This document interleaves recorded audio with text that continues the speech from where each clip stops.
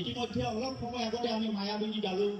মায়াবিনী বৰ্তমান এটা গীত হৈ থকা নাই, ই অসমৰ মানুহৰ কাৰণে, বিশ্ববাসীৰ কাৰণে মায়াবিনী এটা প্ৰাৰ্থনালৈ ৰূপান্তৰিত হৈছে। যি ঈশ্বৰ পুত্ৰ ভগৱানে আমাক মৰম কৰি অসমীয়াৰ মাজত জন্ম দিছিলে, সেই জুবিন গাৰ্গৰ কথা মই আপোনালোকক কৈ আছো।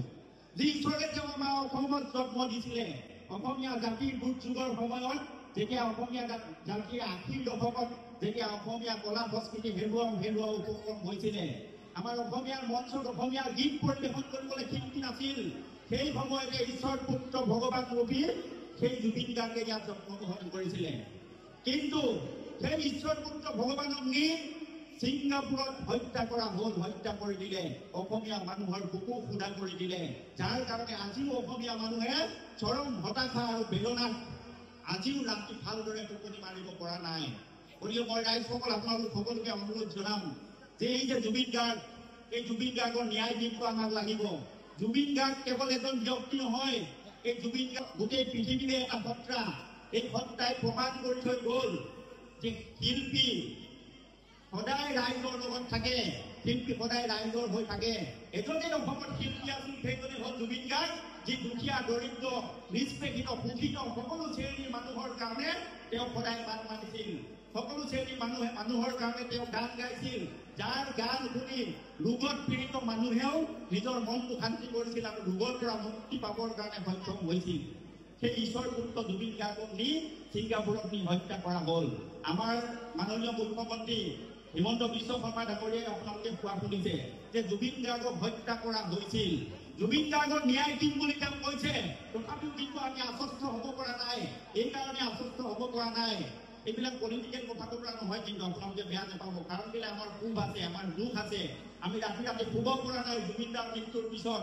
জুবিন দাৰ ন্যায় দিম বুলি কৈছে, আমি মুখ্যমন্ত্ৰীৰ কথাত আশ্বস্ত হ'ব পৰা নাই। সেইকাৰণে প্ৰতিজন আমাৰ অসমীয়া ৰাইজ জাগ্ৰত হৈ থাকিব লাগিব, সজাগ হৈ থাকিব লাগিব। যেতিয়ালৈকে জুবিন দাই ন্যায় নাপাব, তেতিয়ালৈকে আমি জুবিন দাৰ ন্যায়ৰ দাবীত আমি সদায় চিঞৰি থাকিব লাগিব। তেতিয়াহে আমি জুবিন দাৰ ন্যায় পাম। যদি অসমত জুবিন গাৰ্গে ন্যায় নাপায়, তেতিয়াহ'লে অসমীয়া জাতিৰ পৰাজয় হ'ব। গতিকে আমি ৰাস উদযাপন কৰিম আৰু এই জুবিন গাৰ্গক হত্যা কৰাৰ কাৰণে দুষ্কৃতিকাৰী দানৱক আমি বধ কৰিবৰ কাৰণে আগৰ যুগৰ নিচিনাকৈ আমি অস্ত্ৰ শস্ত্ৰ লৈ যুদ্ধ কৰিব নোৱাৰো, হয়নে নহয়?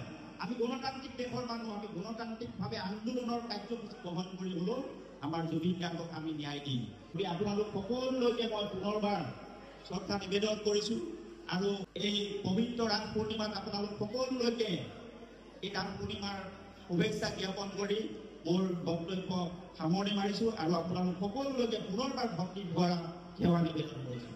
ধন্যবাদ। খুব সুন্দৰভাৱে সাৱলীক ভাষাৰে খুব সুন্দৰ বক্তব্য ৰাখিলে, আমি ছাৰলৈ আন্তৰিক ধন্যবাদ জ্ঞাপন কৰিছোঁ। আৰু তেখেতে এটা অতি গুৰুত্বপূৰ্ণ কথা ক'লে, ন্যায়ৰ কথা।